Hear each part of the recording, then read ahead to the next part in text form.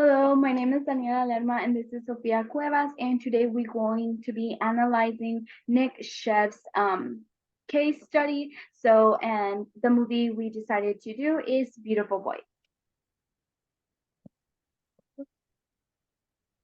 So start off with some patient history. We see that Nicholas starts his addiction when he hits the age 11, and he starts with vodka, and then like a year later we see that he starts engaging with marijuana, acid, ecstasies, and mushrooms. And then as as he begins to hit the age of 18, we see that he has consumed crystal meth, and he chooses this as like we start to see that this is his drug of choice.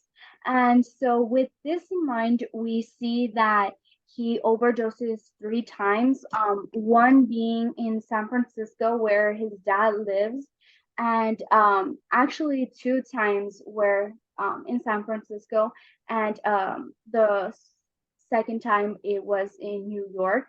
And so we see over the course of his time that he continues to overdose, and doesn't really have this self-control over him using drugs.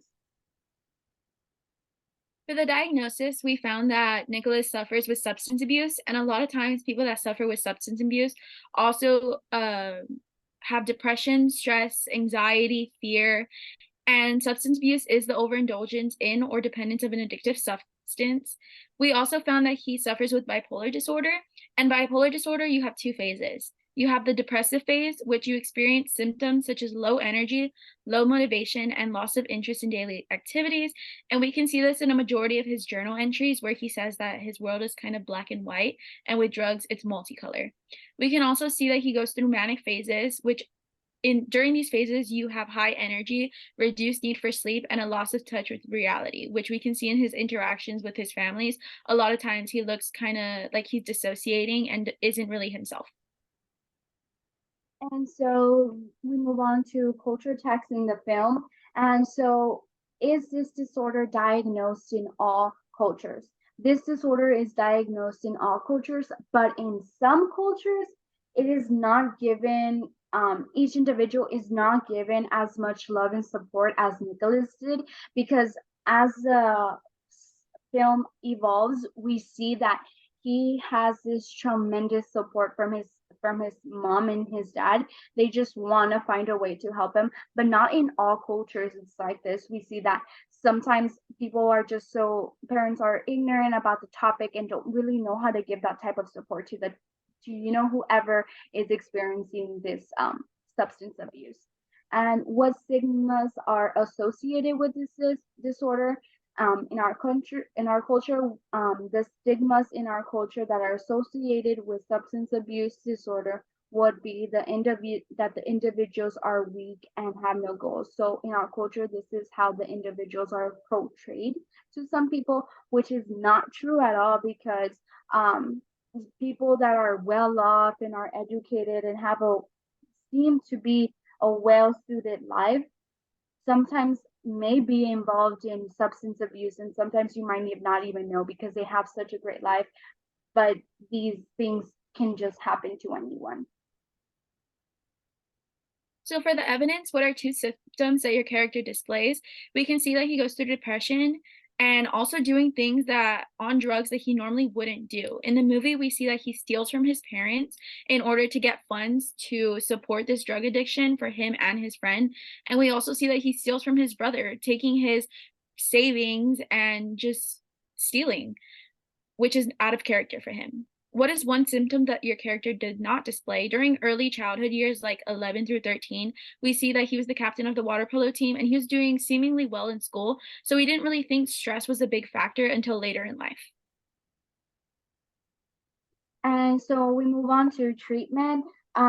We said that he should be admitted to a rehab center, have appointments with the psychiatrist 2 times a week, and do counseling, and be prescribed benzodiazepines because benzodiazepines, since he has bipolar disorder and substance abuse. These benzodiazepines help like with manic episodes and withdrawal symptoms, as he's no longer going to be, taking these drugs. For cultural impacts in the treatment, what ethical concerns are there for this treatment? The addition of benzodiazepines to the treatment plan may be a concern because this specific drug is known to be highly addictive, and we run a risk of abusing the treatment since he has prior experience with abusing drugs. What cultural barriers are there that might hinder this character from receiving proper treatment? As mentioned before, we said in many cultures, parents don't believe that mental illnesses such as depression and anxiety even exist. Some so broader perspectives is there an accurate portrayal in the disorder? Why not? So we said that The Beautiful Boy is an active portrayal of the bipolar disorder and substance abuse because it demonstrates real life actions and experiences that a person might fall into when struggling with these disorders. How does a portrayal of disorders in the film influence our own understanding of these disorders? So we said that the film enriches our understanding of these disorders and gives us a play-by-play of unfortunate situations that may occur throughout the lifespan of the person, facing these going with substance abuse and bipolar disorder. So we just wanted to give you thanks for watching and listening to our video. Thank you.